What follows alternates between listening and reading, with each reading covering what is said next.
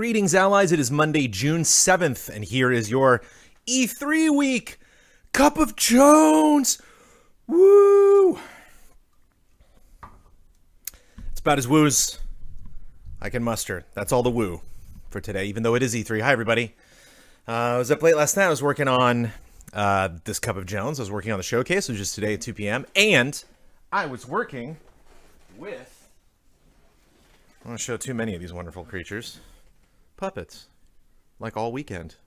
Yep, making a lot of things with puppets. Today, the editorial is going to be about puppets. And apologies, had a lot of stuff going on this weekend. Had a fun embargo tomorrow that we can actually talk about. Ratchet & Clank. We're going to have our Mike Huber's review of Ratchet & Clank will be available tomorrow. So I'm going to be working on that as well. But putting up the finishing touches, actually have some segments of the Puppet Spectacular done, like finished, and all right, on to the next segment. Very pleased with it. It's going to be fun, and I was going to make a promo image this weekend, but I'm going to aim for Wednesday. I want the whole theme of the Puppet Spectacular to be going back to the studio. We'll talk about E3 a little bit, but it's really going to be a lot about what's that puppet's name? I don't think that puppet has a name. The joke with that puppet is that it has a like Cookie Monster has actually I don't think Cookie Monster has a hole in his mouth, but it has a hole in his mouth so that it can gobble things up. And please, adults and children of all ages. But yeah, so you will know about that on Easy Ally Social. You will get that time on easyallies.com. I chatted with Bloodworth a little bit this weekend. Blood was traveling, and I was working on showcase yesterday, and just a lot of stuff going on. So apologies that I have not really put a specific time on that, but I really want to get that done. Kind of have that be not necessarily about, but just kind of like a way that we can celebrate the end of most of the Zoom era, the return to the studio, and of course, kicking off E3. And I got a lot of puppets. There's a lot of puppets in my office right now. E3 coverage kicks off again Thursday morning. It looks like we might not be coming in on Friday. One thing that might be frustrating if you're checking out our E3 coverage this year is we're not necessarily going to react to everything. There are a lot of different events. Guerrilla Collective is 8 a.m. in the morning. It's, do we want to... one sentiment I do remember from E3 is people being like, it's not fun to watch you guys be tired. It's not like, on one hand, while there is a... and no, I don't mean just tired. I mean, like, definitely tired. Like can barely comprehend, what people are saying, can't put sentences together. And so we really want to be selective based on what really resonates with us, what we remember from last year, potentially being worth it, especially now that we know we're going to be going into a studio to see a lot of the stuff. And a lot of the regular scheduled shoots that we have, podcast Thursday night and stuff around that we will be doing lots of reactions, hopefully demoing stuff. We're not going to be actually going to a physical show, but hopefully there will be fun demos. There will be fun stuff for us to check out.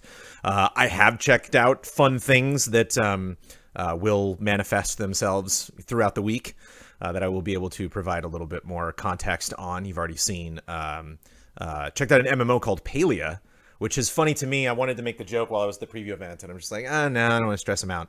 But they did talk about their payment structure for the game. So a game called Palia. It just made me chuckle, just to myself during the preview sesh.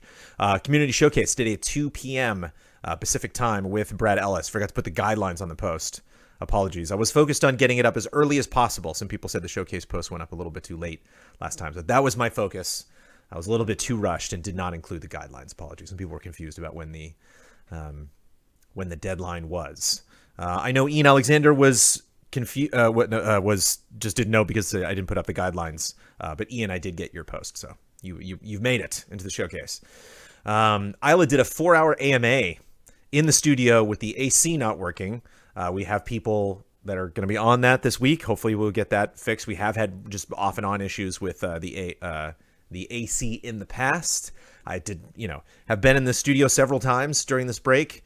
Did not notice it ever being uncomfortably hot in parts. I did a lot of cleaning. I did a lot of moving things around. I think I would have noticed the AC had been busted. So, of course, it decides to go out the week before E3.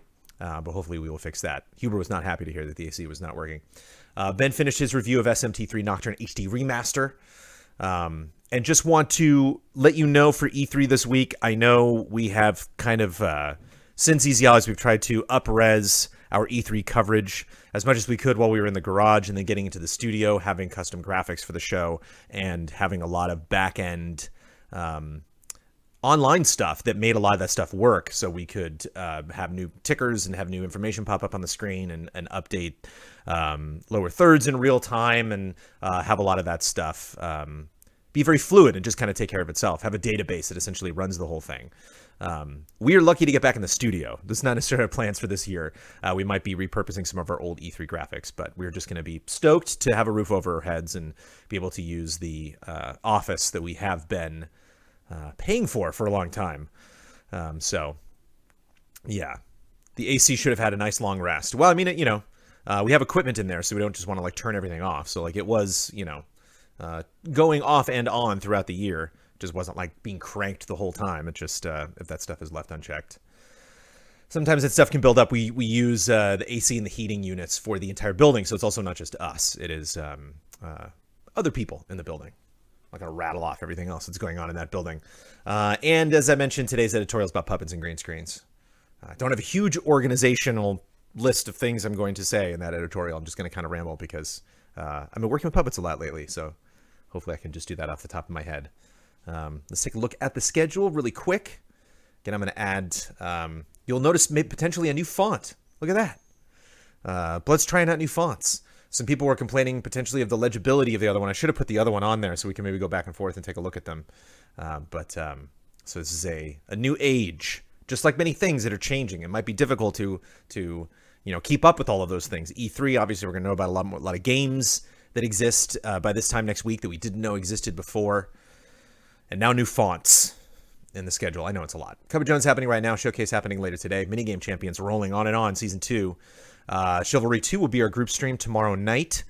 Mike and Mike is going to pick what they are going to be streaming. Stay tuned. They will be on Wednesday. I will either be before Mike and Mike or after Mike and Mike. We're thinking of potentially doing it maybe around noon because that'll be good for our EU allies, and that was our tip-top tier for EasyX when we had our fundraiser, and so a lot of people helped us get to that point. I want all of those people to see that live, so I think noon on Wednesday is when we're ballparking it right now, but I need to confirm that with Blood. That is on me. And what else is happening this week? Sorry, somebody said R2 is looking flat, and I'm like, first of all, R2 is flat. He's just a piece of cardboard, and he's being blocked right now. And then E3, I just love Saturday 9:30 a.m. E3. Sunday 8:25 a.m. E3. Just come on by. Tune in. Podcast will be this weekend as well. First podcast going back into the studio. We are working on our E3 betting special. That'll be hopefully done right before E3 kicks off. And then of Frame Trap Syndrome, reaction shots, easy update. Lots of crazy things going on. There we go. All right, business questions. And we got a little bit of business questions from last week, so let's get through all of them.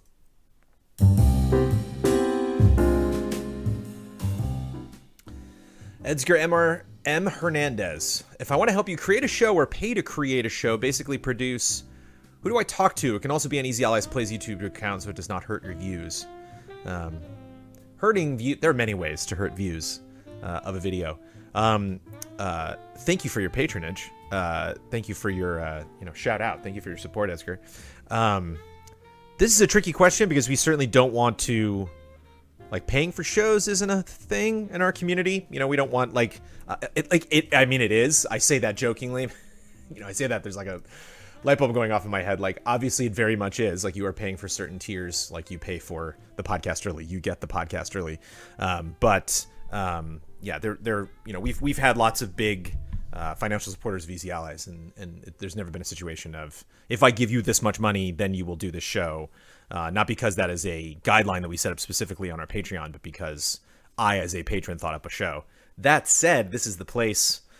Cup of Jones is one of those places, but Easy Allies is a good place to suggest a lot of those things. We can talk about them here on Cup of Jones, or you can message us on Patreon, or you can email me at Brandon at Easy Allies, or you can DM me on Twitter, or there's lots of ways. But just letting you know that considering all of this stuff that we're doing, that might be a bit of an uphill climb to get us to be producing working with you potentially on producing a new show.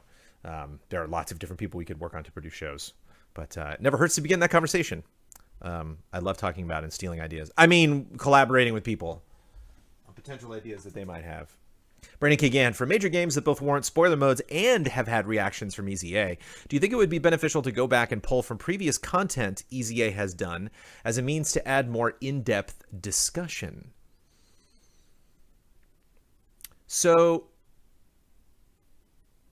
yeah, I'm trying.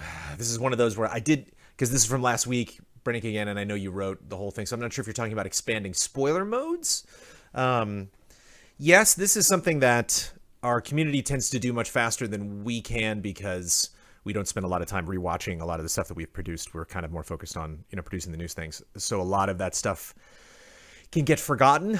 Maybe before we do a spoiler mode, obviously sometimes we put up posts for questions. Maybe we can mention, like, if there's something you think we did in the past that would be relevant in the spoiler mode or relevant to add to that conversation. It also factors into stuff like highlights and pulling clips out of podcasts to post on social media and stuff that people have mentioned in the past. Just takes time, and is something that has not been a usual thing that we have done with our schedule, but 'tis a good takeaway, and I will throw it at the team. Gabriel Roy, I'm sure this has been asked before. I've noticed other podcasts I listen to post 5 to 10 minute clips of their previous Patreon episodes. I'm assuming to get folks to sign up. Is that something that could work for things like Spoiler Mode or some of the exclusive shows? I know y'all does the short 1 minute previews, but would giving a little more of the goods help drive folks on the fence to take the patron pledge? We've kind of done stuff like that in the past. We've done full on spoiler modes that are public in the past. So I don't know, and it's tough to calculate that sort of thing, because if there was a difference, it might be like a patron or two, but it's not something where it was like, oh my goodness, we should have been doing that the entire time. Just wondering what your thoughts may be. Thanks, have a good one. You have a good one too, Gabriel. Yeah, super long clips like that don't necessarily work that great on social media. That's why we do the promos, and so it's not just that you're watching, a small piece of a larger thing. We are specifically talking to you about stuff. You're getting exclusive content on our social media channels. But it's funny that I just talked about, from Brandon again, I just talked about, clipping stuff out and grabbing clips from other things to increase the value of other things. Something to keep in mind.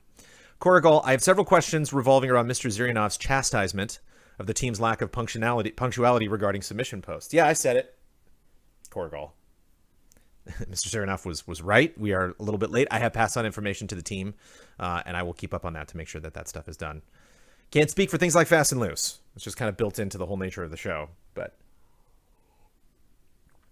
as we reconfigure our weekly schedule, now being back in the studio, it pays to, just like with showcase posts and guidelines being added to them, pays to keep an eye on the calendar, not only just for deadlines that are coming up, but deadlines for deadlines. Number one, can't people just post stuff in the comments after the last episode like we do for Cup of Jones? Sure, Cup of Jones is every week. So for like the showcase, some of our podcasts are every month. That might take a long time to go back and find that if that's not specifically labeled on Patreon. It's like scroll to try to find that. We do want to.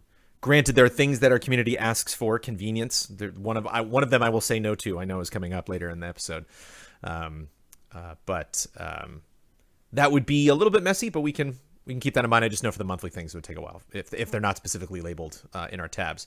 Do the allies not have a work calendar that can auto remind them to put up posts? My wife and I use one to track everything from doctor appointments and paydays to automatic bill payments.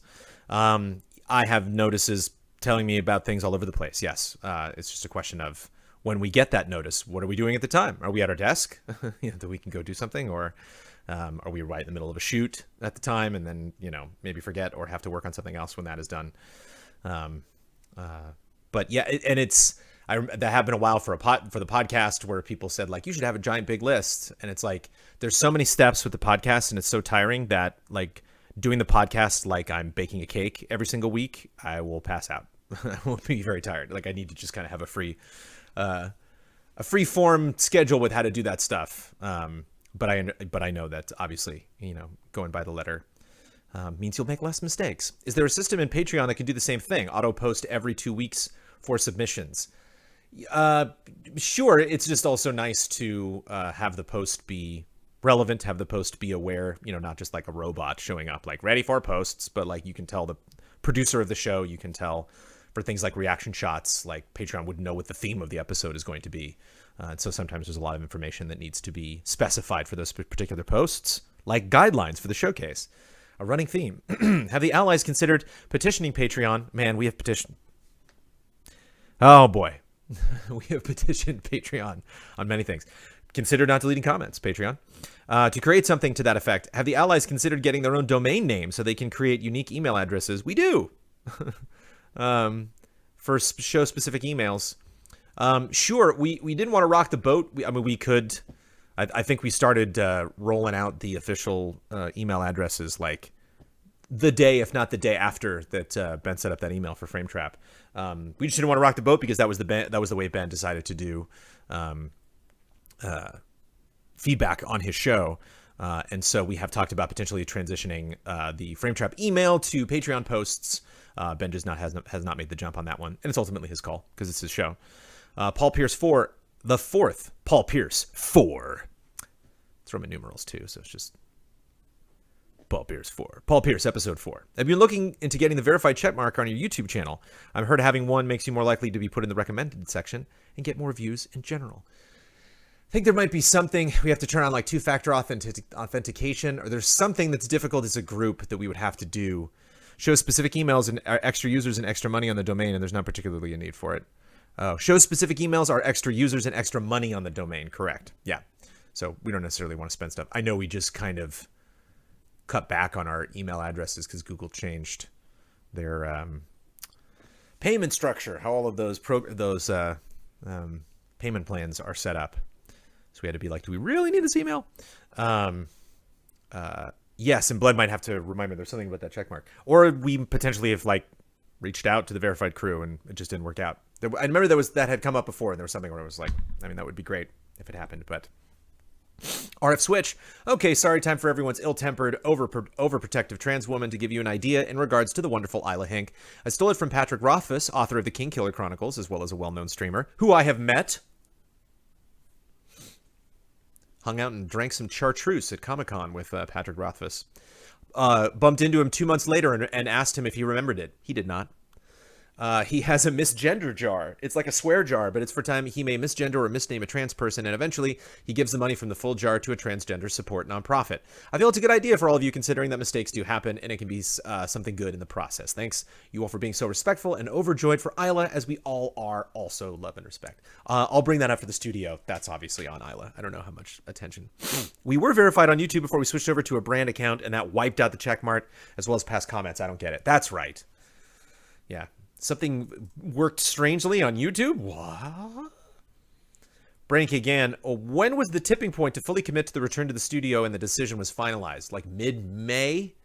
I think when we did the schedule, because it's tough, because like for some of those shots, it's like one shot, and then 2 weeks later you get the other shot, and then 3.5 weeks later after that you're ready to go. And so it was like around like end of April, beginning of May, we were like, oh, that's E3.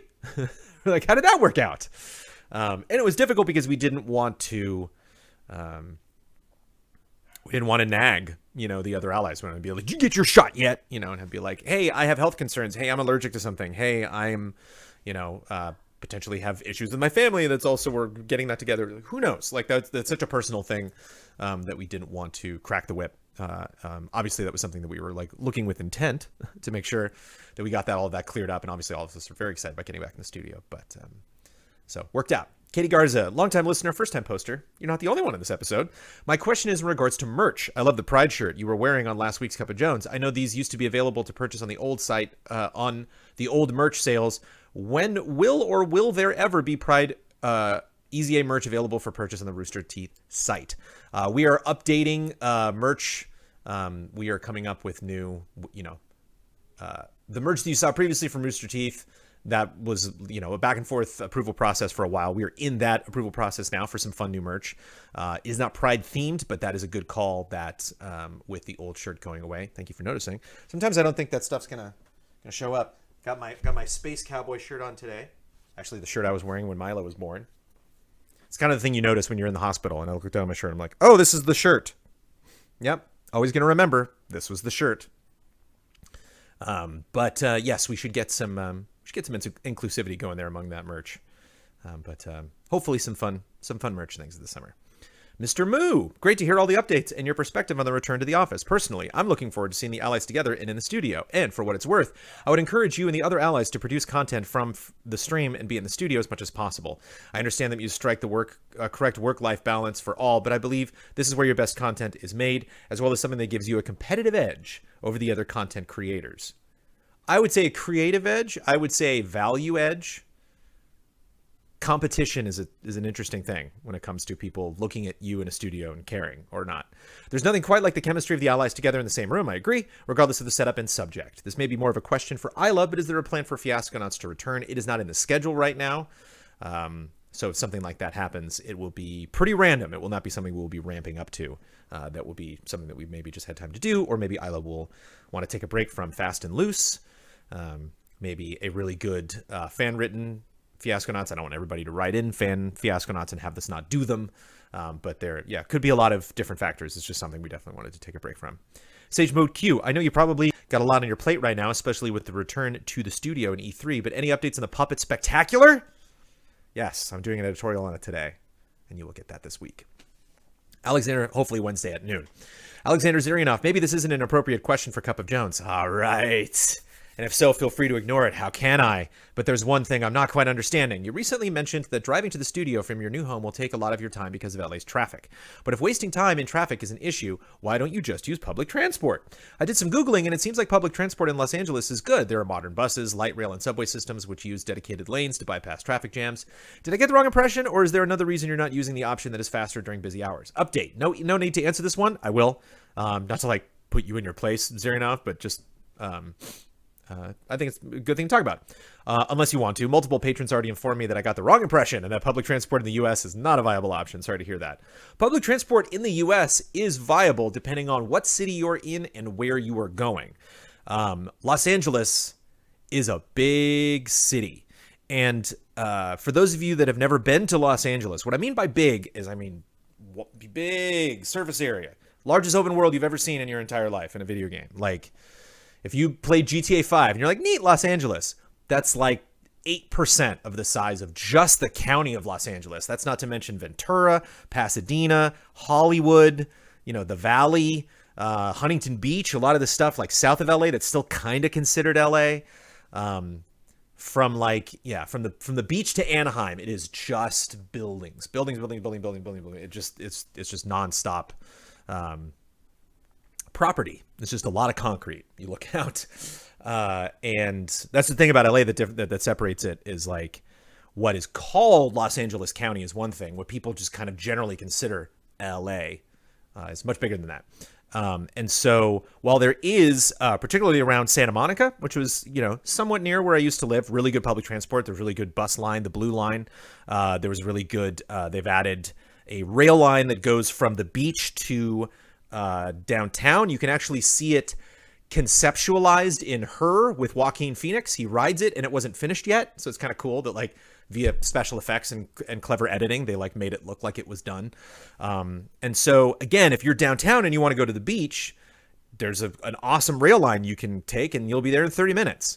But if you're where I live and you want to be where the studio is, there's no...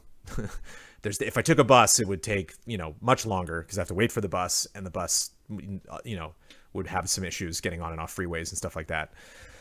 But for some people, for work, depending on what direction you are going backwards and forwards, there are train routes that are super good, says Blood. Oh, sorry, that are good, but it's super specific. Doesn't really work out for most people. Yeah, they just weren't really thinking about that when they built that Los Angeles area. Weren't really thinking about on-ramps. There's one on-ramp, specifically the 405 to the 101 North that goes through downtown Los Angeles, becomes 2 lanes. Literally going through the beating heart of one of the largest cities in the world. 2 lanes. It's there's nothing you can do. You can't take a building out. You can't you only have so much space. But I could see that being difficult, and we just had a comment before that that's like, please be in the studio as much as you possibly can, and we want to be in the studio as much as we can. But just understand that it's usually when the drive outlasts the shoot. Just for perspective, the 405 goes through a mountain pass, so anyone coming from the north has to funnel through there. Right, that's the other thing too. That's where I'm coming from, the north. But yeah, that's the other thing. I got to go through this. Hopefully there's no accident on this freeway. Shannon Khalid, this may have been mentioned on a previous Cup of Jones, but are the Allies planning on doing another Easy Allies reacts to Easy Allies once y'all are back in the studio? I pitched this at the meeting, and it's funny. Sometimes I think something will be a good idea, and then I underestimate that the guys are tired. My other coworkers and Isla are tired because I just brought this up at the meeting, and they were like, we don't necessarily want to look at the Zoom era. That seems kind of depressing. Like, we don't want to celebrate getting back in the studio. It totally made sense to me. It was like, oh, we can put it to bed. We can look back at, all of the things we did. And they're like, I think we just weren't able to create as many memorable moments that are worth reacting to in the Zoom era that we would have in other eras.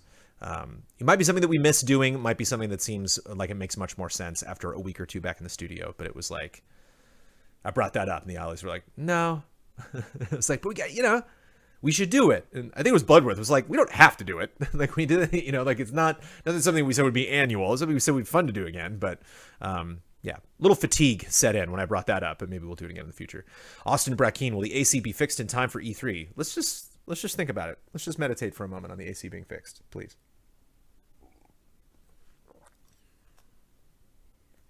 Yup. Asbo Zapruder, yeah, it's kind of, but also sort of, I don't know, whatever. But if Easy Allies were a Hungarian store clerk at a perfumery who is in the midst of romantic problems, would you resolve to not be so stupid, to not be so trusting, to not blame the others, or to stop thinking with your skin? I try not to think with my skin. That's racist. Maybe not to be so trusting. Because we trusted some people. We trusted that AC. Look how that turned out. You would think the AC loves us as well as good as we've been to the AC. But no. You would think the AC and I were lovers at this point. But no, apparently there's issues we got to resolve in our career, in our relationship. True story. The Hungarian perfumery that Asbo is referring to is from a musical called She Loves Me, which is based on a book called Parfumery, which the movie You've Got Mail with Tom Hanks and Meg Ryan was loosely based on. The Shop Around the Corner was also based on it. It's a very popular story about people who write letters to each other and they're pen pals and lovers, but don't realize it until it's romantically and hilariously too late. But of course, nothing is too late in musical theater. I memorized the lead of that play, who's a character named George. I memorized all of his songs. I memorized all of his lines from the entire show. And I went in more prepared than I've ever been for an audition to get George because I wanted that part so bad. And I got Kodai, who's the villain of the play. Kodally, Kodai, I think is, how you spell his name. And it was fun. It was fun being the villain. But damn, I worked really hard to try to get George. And I really thought I had a good chance. And then at our first rehearsal, we were listening to the music. And there's one number that's very fast. I'm nervous and upset because this girl I never met I get to meet tonight at 8. And I memorized that whole number. And then we were listening to the number and everybody kept looking at the guy who booked George. And they were like, wow, that's a hard one to learn. And I was like, yeah, I already know it. But it's fun. You never want to get in that position in theater where you're just like, I wanted that role. You don't know what roles you're going to get. You can't get too invested in it. But boy, woof, I was confident. I thought I had it. But I didn't get it. Miguel, I've really enjoyed your Mass Effect streams. I wish I could get in line. Zach Levi, a.k.a. Shazam, played George on Broadway, I believe. Really enjoyed your Mass Effect streams. I wish I could get more time to watch them live. Any plans for an editorial or impressions discussion once you are finished? Yeah, that would be fun. Maybe after each game, maybe sit down with Bloodworth and Ben or some other people and talk about... will there be a time when Screaming Argonaut will run out of musical questions? No. I'm not the one to... Screaming Argonaut, a.k.a. Asbo Zapruder. Secret identities. Screaming Argonaut is the superhero, coming into battle with the axes and everything, and the shield and the spear. Whereas Asbo Zapruder is the mild-mannered reporter that likes musicals. I believe Asbo has repeated one. I think we've done one musical twice. So I think Asbo can go back You know, these are focused on a character, not necessarily just the show. So you could go back to a show you've done before and focus on a different character. There are also a lot of musicals. Finally, from Helen Y. But did you get to be Skimbleshanks? I was never No, I was not in Cats. I got to sing Skimbleshanks one time, but I didn't wear fur.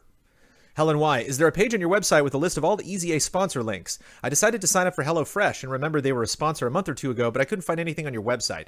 I found the link pretty easily by searching through Patreon, but a post on Patreon or a page on the website that people can refer to would be appreciated, since we can skim a list of having to search through Patreon. Love, respect, longtime patron, first-time business question asker, Helen.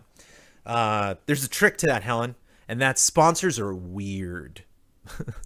Sponsors are strange. We do have to jump through hoops a little bit. I will never lie to you, ever. I will never lie to you, patrons, about anything. If you hear me talking about sponsor stuff on the podcast, if I ate something or used something or splashed water on my butt or did anything, I did it.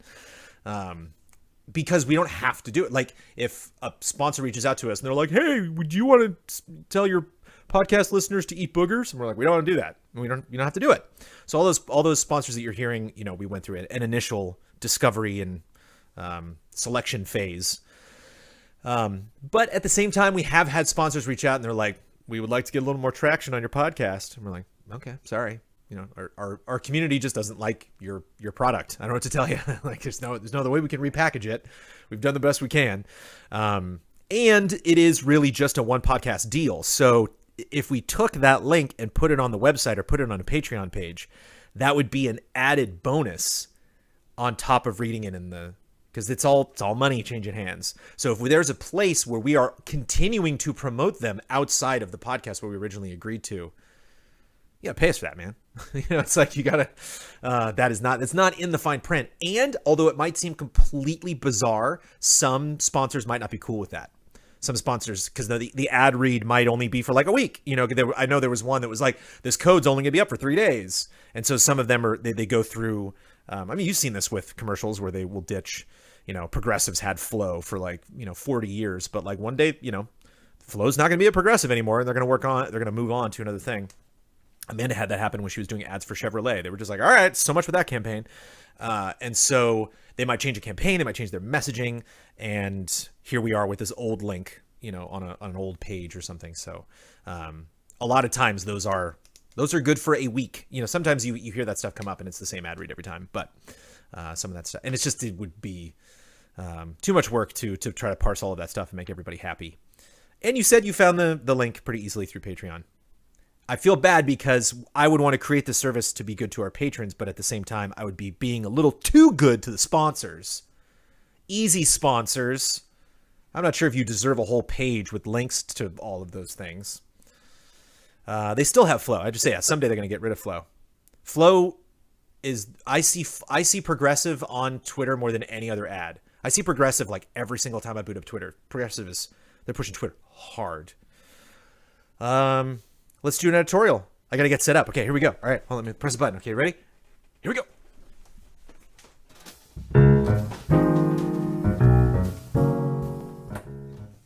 All right, I'm setting up. Hold on. I'm not ready. I'm setting up. Yay! Look at that. Boom. Oh, and the codes change. That's a tricky thing about our little promo things change. And I got a green screen. Shout out to Amanda. This is her green screen. If you've been following Ripley Improv at all and all the fun shows and stuff that they've been doing, she's been using this green screen for Slay, which they are doing right now, which I believe she has finished up her episodes. But shout out to Ripley Improv's Slay, starring a lot of fun new people that they just added to their team. We both, Ripley and Easy Allies, both had transgender females join the team this year, so shout out to both of them. Yeah, let me get here. I guess we'll just use this guy. Oh no, wait, isn't there? Wait, there is a very special puppet. Oh no, where did that go? That I was going to show you, but I don't know where it is. Things are a little messy in here right now. Damn. I found my original Kermit. My original Kermit. I found it. It was a very tattered, silly-looking Kermit the Frog. I gotta find this. All right, talk amongst yourself. cute and very small, which is why it's hard to find. Oh man, maybe I give it to Milo. I don't know.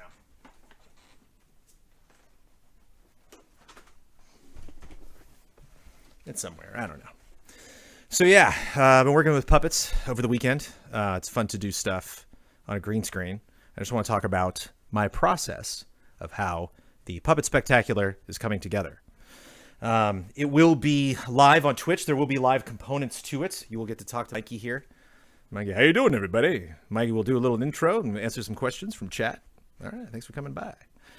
Got my yoga mat out on the ground, so it'd be nice and comfortable there. And it was interesting to... I can't do Kermit on the green screen. It's green. It doesn't work that way. There was a Muppet Babies episode about that. It was interesting kind of trying to figure out mentally how I was going to do the order of this. One funny moment was I had one... because I'll have something in my ear, a pre-recorded scene or whatever, and then I'll be doing the recording here, and then I'll marry the two things together later. And I thought I was so clever, and I emailed it to myself, and then I got a earpiece, and then was listening on my phone, and I'm like, yeah, I'll record it that way. And I was like, wait a minute. I'm going to have a video of just this. I'm not going to know what the hell that is. Like, how do I, should I have a clap that I sync? And then I was like, oh, wait, no.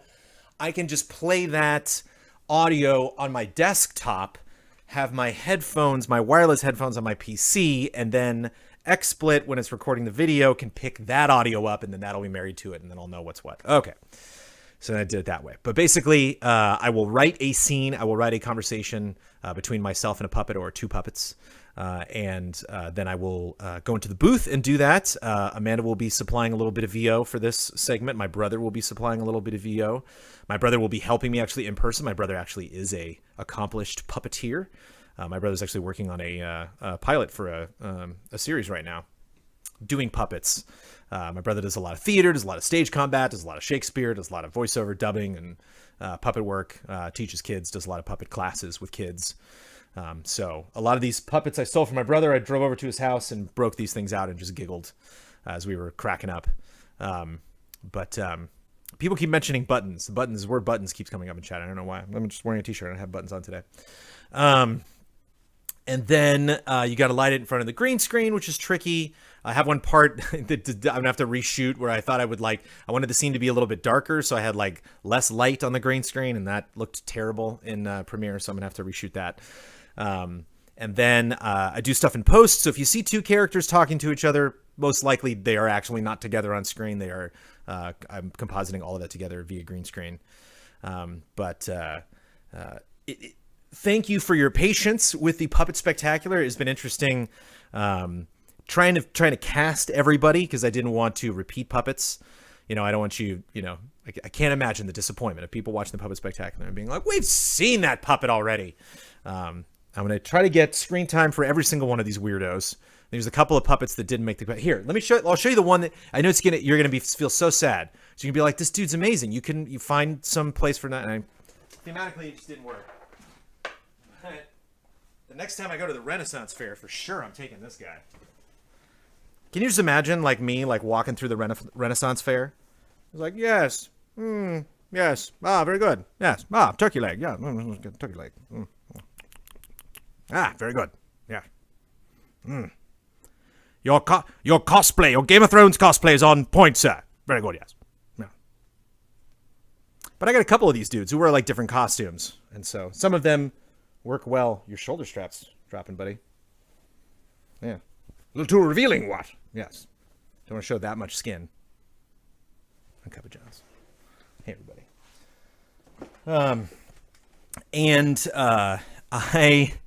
I definitely want to echo that. My job has been tiring, but very strange and very interestingly, creatively fulfilling. Sorry for smacking the mic.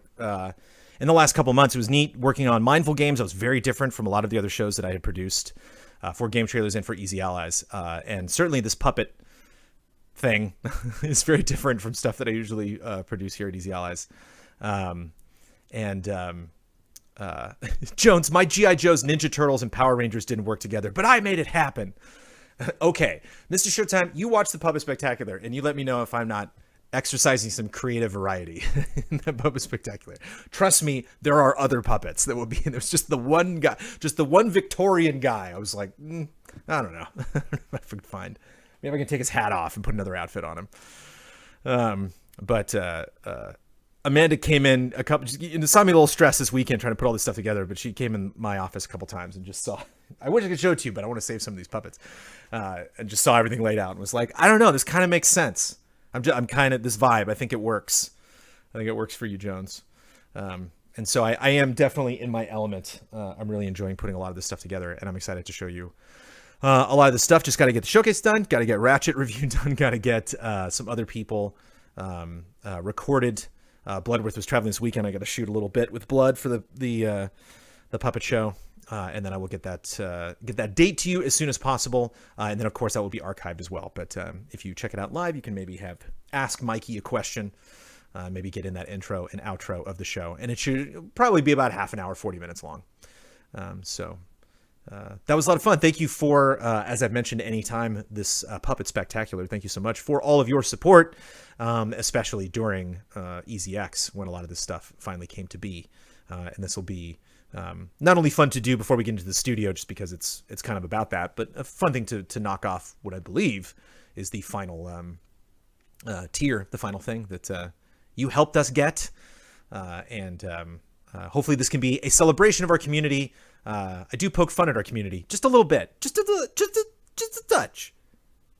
touch. Our community is represented in the video at one point by a puppet, and I very carefully tried to pick the puppet that I thought maybe would be funniest. Didn't necessarily bet. It's not gonna make sense. You're not gonna look at it and be like, yes. But it was tricky. I was like writing dialogue for the community, and I'm like, should I be doing this? I got to keep this positive. I don't know. We'll see. It'll be goofy, I'll tell you that much. And there's gonna be a heck of a lot of puppets in it. My face will be in it, but not very much. It'll be mostly puppets. So yeah, that'll happen as soon as possible this week. Got a lot of other stuff to do outside of that, but I'm very, very excited about it, and very excited about all the way it was all coming together. I kind of feel like a game developer whose game's going gold, because like I'll have a new idea now, and I'll be like, I don't have time. That's a fun idea, but I need to focus on wrapping up the things. You hit that point about 80% through any large creative endeavor where you're just like, can I just move on to another one? It's like, no, you got to do the other 20%, get it done. Then you can move on to the next thing.